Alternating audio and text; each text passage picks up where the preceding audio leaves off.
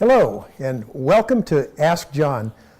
I think this might be the 13th or 14th episode of Ask John. This show was initially conceived with the idea that I'm John Reuscher, and the show was initially conceived with the idea that John would invite people to come in and ask him questions, and it really quickly evolved into something else. The fact of the matter is I enjoy asking people questions, and I've found a lot of interesting people, and when I invited them to come ask me questions, it just didn't work. It was so much more fun to ask them questions. And again, I have someone who's very interesting as my guest today. I have Scott Grace, and I'll introduce him in just a moment. I wanted to kind of backtrack, though. A few episodes ago, we did a series of 3 shows that were called Healing the Political Divide. And sometime after that, I found this book that was written by Scott Grace. And it was called, this book is called How to Evolve During the Trump Experience, Whether Humanity Joins You or Not. And this was such a great book. I found myself smiling over a topic that is pretty intense for a lot of people. And so I called Scott up and asked him if he would like to come and talk to us about some of the concepts that he wrote about. Now, Scott is, I'm not sure quite how to introduce Scott. I want to call him a minstrel. That's kind of the way I think of him. I've watched him play the guitar, but he's also sort of he's an educator, an enlightener, a guru. I've been to one of his clinics and really enjoyed it. But Scott is here today, and I'll let him describe himself. How do you like to be introduced, Scott? I don't really care. You can point to some of the things I do, and you could, introduce me as an author or as the creator of 9 CDs. Ah, okay. 9 CDs. 9 CDs. Okay. Somebody who is known for making up songs in the moment. Aha, yeah. Yeah. And you're going to make up a song for us on the show? Okay. We'll get to that in just a little while. We're going to get right into your book. This is an amazing book, How to Evolve During the Trump Experience, Whether Humanity Joins You or Not. In our show, Healing the Political Divide, we talked a lot about this divide, and there's so much anguish on both sides, and you really cut to it. I made some notes. Well, let me ask you first, what do you mean by evolve? And what does that mean? And does Trump actually inhibit the evolvement of people? No, not at all. He inspires young people to vote and get involved politically. He pisses people off that need to be pissed off, that need to find their voice. And in a sense, he's kind of like a rubber band. He's pulling us back so that we could spring forward. Okay. And then one thing that you said is they considered him the perfect president for this moment in time. So who considers him that? They, meaning my guides, that when I sit and meditate in the stillness, I sometimes hear, especially when I ask questions, I hear my guide and system telling me what to tell the world about this. Okay. I say, what do you guys think about this? And what do they tell you? They said, he's the perfect person to bring up this country's shadow and get this country on a healing path. And I've heard this concept of corruption. So in other words, I'm not sure you use those terms, but I think in your book you talked about how this era is shining the light on corruption. It's been there for a long time. It's shining the light on narcissism. We started this country based on an idea called manifest destiny, which is, it's our destiny to sweep across the country and make black people slaves and make Native Americans dead. So we were completely egocentric in starting this country. And Donald represents that egocentric part of America. America's not just great, it's the best. And it's got to be the best. Is that entirely a bad thing? Well, it is if you want to live in a world with other countries, because you push people away and you don't get along with your neighbors. And some places in your book, I noticed that you recommend that people emulate some of his behaviors. No. No. Okay. So how did you put that? I say that the shadow for a lot of people is the opposite of Donald Trump's shadow. In other words, he's out there saying, I'm the best, I'm great, I deserve all the limelight.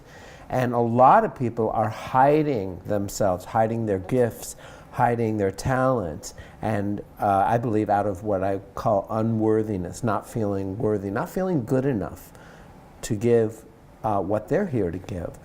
So they need a little bit of Donald Trump's energy. Right. So Donald Trump has he has confidence. He exudes confidence. Yeah. Yeah. I call it unhealed confidence. Okay. Because it's confidence that covers up insecurity. Okay. So you're recommending that people have confidence in themselves. Yes. Okay. And sometimes this kind of president pushes people out of their comfort zone to do something. Political, social, even spiritual. They get activated and then they get active. I'm reading another quote from your book. Voting for Donald Trump was an anguished 911 call for help. Indeed. Yeah, it's like the other side, the Hillary and everybody was saying, all is well, we're entering the next era of prosperity. And meanwhile, the middle class is vanishing, and Donald Trump is saying all is not well.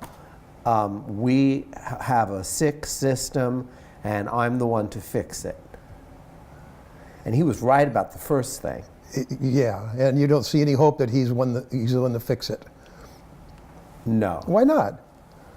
Why couldn't he fix it? Because he's a narcissist. Well, could he fix it if he wanted to? He's a narcissist, and he's addicted to people's approval. Have we had any other presidents who are narcissists? Oh yeah, there's definitely a streak of, and you have to have a streak of narcissism. Exactly. But he's addicted to people's approval, especially people who are dictators. He wants to please people who are not really good for allies for our country. He wants to please his base too, doesn't he? He wants to please his base. Yeah. Yeah, and I don't think this... Is there anything new in that? The emergency? No, is there anything new in a president wanting to please his base? Well... Is that a bad thing? Is it a bad thing? I think the extreme, actually having these rallies for 2 years, chanting, lock Hillary up, there's extreme tribalism. Yeah. That's never been seen in a U.S. president before. Yeah. Yeah, that's I guess that's one way to look at it. And we talk about this divide. This is very interesting because during my shows about healing the political divide, it's all about listening. It's about listening to the other side. So it's really good to hear what you're saying. So one side sees this as tribalism because they're not in the tribe. Of course, the people in the tribe, they don't see that at all. They think, oh, this is what we believe, and now we have someone who represents us. It's a not just represents us, but represents us like a pit bull. There are people who feel a lot safer with a trained pit bull in their house. And a lot of people feel a lot safer in this country with Donald Trump as their pit bull. Aha. Well, their protector. Yeah. Okay. Well, if there was a pit bull out there, I would rather it be mine than yours. Yep. And he's grabbing the wall and not letting go. Yeah. Yeah. There's a lot going on with that, too. Yeah. If Clinton wins, there will be business as usual. We'll evolve slowly. And go on. I think there's more to that. I didn't get a chance to write it down. Well, the idea is that this is the fast track of maturity, of getting to a place of maturity for this country, that Clinton would have been business as usual, another, slightly progressive Democrat that's really run by the corporate interests. So you're saying that Clinton would have been another Democrat run by the corporate interests? Yeah. Yeah. Bendable. Yeah. So what do we have with Trump then? We don't have someone run... Well, Trump is not, he is, I don't think, making anybody happy. I think he's unpredictable. And you throw like a Molotov cocktail in the political system, and it sends ripples of chaos everywhere. Yeah, he's making a lot of people who are, a lot of people on the right very happy, because they see that he's doing what he promised to do. But still, a lot of Republicans are still, they're never Trumpers. So like you're saying, somebody dropping a rock in the water, and it's impacting Republicans and Democrats. Absolutely. Yeah. And all the Republicans that believe that it's important to not have big government, and not have big debt. Right. And the debt is still rising. Yeah. I heard him talking about that today. Do you think that he's doing or trying to do what he promised to do? Well, certainly with the wall. Yeah. But I think it's more from his ego than from a place of integrity. Like, I'm going to do it. Does it matter? Does it matter whether if he's doing those things he promised to do that his supporters who voted for him want him to do? Yeah. I think that's a good use of ego. If there is a whole list of facts that the wall's not going to do what he says it's going to do, and he's not listening to facts, he's not listening to reason, then it's a more emotional choice, rather than a choice that involves reason and wisdom. Yeah, there's a lot of ifs there, aren't there, Scott? Because we don't really know. I mean, how are we to know what works and what doesn't work? Recently they put a committee out there to figure out where there should be a wall and where there should be a fence and where there should be, all this stuff. And these are the really smart people, and I don't see Congress isn't listening to them either. It's really an awful thing to have this, our protection being circumvented by our political system. Yeah. You wanted to sing a song. I wrote a song to help me laugh about Donald's ego, and I wrote from the point of view of Donald Trump singing it. And I was thinking about how Donald would sing, "Even though we ain't got money, I'm so in love with you, honey." Now, of course, he wouldn't sing it. He would have to change the lyrics. Well, before you start, do you think anybody who supports Trump is going to enjoy this song? Yeah, I think so too. They're going to have to laugh. They're going to have to laugh. They're going to have to have a sense of humor. Absolutely, because a lot of people acknowledge that even though he may be doing the right thing, and he's the right medicine, that he has a horrible personality. Like horrible. I believe that's true. Yeah. Even though I'm insecure underneath it all, that I build my towers tall to compensate for something small. Had me 3 trophy wives with looks that kill, but in bed too went chill. Glad I had prenuptial. And even though I can't keep a honey, I'm so in love with my money. Every day I make $1 million more.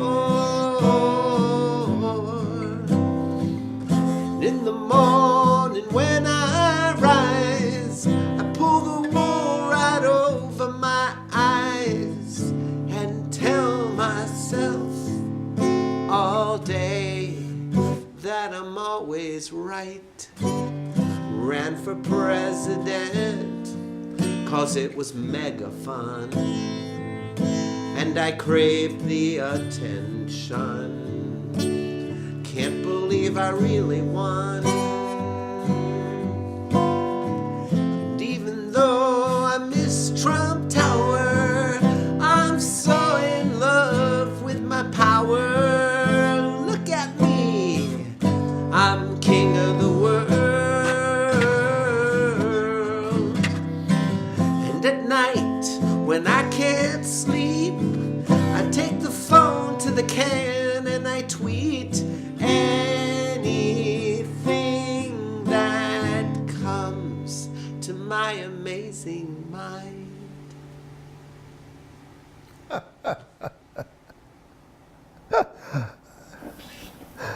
Very nice, Scott. Very nice. You were when we left off, we were talking about how many of his supporters recognize that he has a horrible personality. They're happy with the results. They're happy what he's trying to do, Yeah. so forth. But they recognize he has a horrible personality.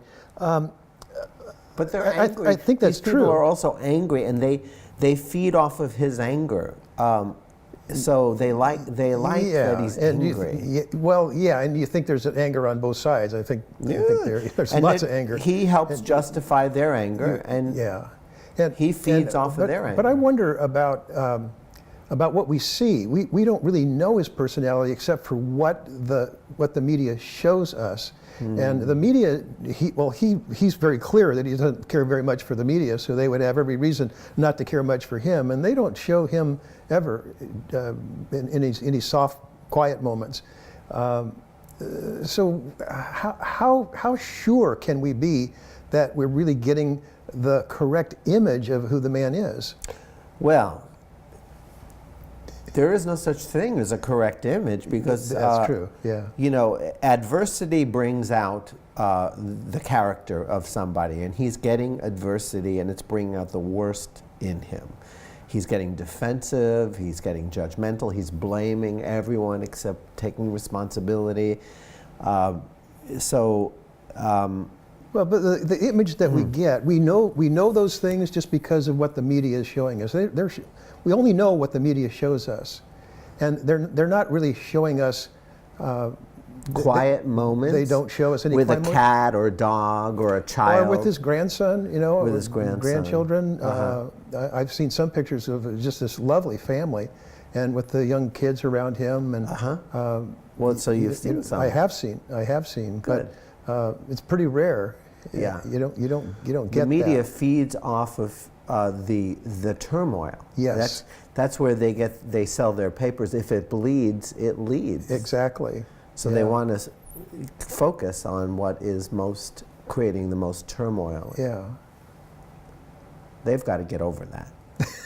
They have to get over that. Yeah, that wasn't true when news wasn't a for-profit business. When news was non-profit, there wasn't the need to entertain people and rile them up all the time. Exactly. They have a business model now that requires them to deal in fear. Yes. And we have both been, I think that you've been through the Course in Miracles, and what I learned there is the opposite of love.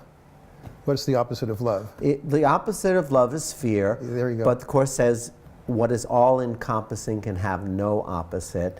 This Course can therefore be summed up very simply in these two sentences. Nothing real can be threatened. Nothing unreal exists. Now, I've spent my whole life trying to figure out what the hell that means. Well, I remember when I finished the course, there's a pretty thick book, as you know, and then the last 30 pages or so is now you are a teacher, right? Manual for teachers. The manual for teachers, yeah. So after you've gone through the course, you become a teacher. So congratulations, Scott. I have my cap. You have your cap. Let's see. There was another thing. All events. All things, all events, all things, all encounters and circumstances are helpful. And that, of course, comes out of Course in Miracles. Course in Miracles says everything, everything that happens to us personally, professionally, whatever, is helpful once we're on an evolutionary path, a conscious evolutionary path. Once we see everything as impetus for growth and healing and maturity, then everything, no matter how pleasant or painful it is there to support our healing process. It's all about our healing, about our growth, about our healing. Yeah. Including who's president and what they're doing. You could look at Richard Nixon and how he, with his insecurities and his dishonesties, brought out a new activism and a new commitment to not be so much in other countries' businesses. Well, and he also opened up a marvelous relationship with China. Yeah. That we never have, and no one thought we could have. It's pretty amazing. There's just, well, no one is all good, no one's all bad. So that's, no black and white. There's no black and white. I think I want you to sing some more. Sure. Scott does this great thing where he just kind of makes up a song in the moment, and I enjoy it. So what are you up for me to sing about? I want to hear more about the media. I want to hear about I want to hear your take on this concept of fake news. The media is not black and white either, right? So there's, Donald Trump gets uncomfortable with what they're saying about him and he calls it fake news. That's ridiculous. But they are focusing on what stirs people up, which is not fair and doesn't give an accurate representation. So let's see what comes out of me. Okay, looking forward to it. Oh, lovely media, since you're going for the profits, since you're competing with other media, you've become much needier and more manipulative, and you know all the tricks to form codependent relationships with your viewers and listeners who tune in to get their daily dose of fear. I wish you'd go back in time to when you didn't pay prophets no mind, and you looked at both sides or even three sides of a story, the good, bad, and gory. Very nice, very nice. Thank you. I usually do these spontaneous songs for entertainment, at concerts, and also for birthdays and weddings and anniversaries. And I don't think I've ever done a political. Well, you know what we'll do? We'll put up at the end of this. Website. We'll put up your website. We'll put up your URL and your contact information. That'd be great. So so if anyone is interested, just stay tuned. You'll get it all. Yeah, I'm so glad you joined us today. We have a couple more minutes. What else do you want to talk about? I love reading this little poem that I wrote in the back of the cover of the book, because it encapsulates the book, and it's Donald Trump is not a problem to be solved. He's an in-your-face wake-up call, a calling to evolve. As this book assists you to do your inner work, Trump may still be acting like an insensitive jerk, but he won't continue to jerk your chain, because you'll have discovered how to remain in your peaceful, powerful, and playful center, where love and joy and immigrants can enter. Okay. Let's see, what else? In our discussions about healing the political divide, when I interviewed Rich Friesen, and he and I got into a lot of detail. As you can imagine, we did 3 episodes. We even considered doing a seminar where we invite people in different persuasions. And what we started to call it was an unsafe space. An unsafe space where each person has the opportunity to fully express themselves, and each person must fully listen to the other. And the crux of all this is listening, is to really ask questions and really hear the person on the other side. Yes. Okay, good. Well, you're endorsing that. I appreciate that. Totally, because otherwise we have polarity. Yes. You know, yeah. when we react. And when you and I had, I wanted to mention, when you and I had coffee, you got your guitar out and you started singing, and people were paying attention, and people walking by, and you have a lot of fans. That's kind of sweet. It was just sort of an impromptu thing. Now I lost my train of thought. I'm sorry, I lost my train of thought. There's something about healing. Derailed. My train of thought derailed. This idea of healing the political divide, listening to each other. You gave this an example of being on an airplane, sitting next to a couple. Sitting next to a couple, 4-hour flight, and they were obvious Trump supporters.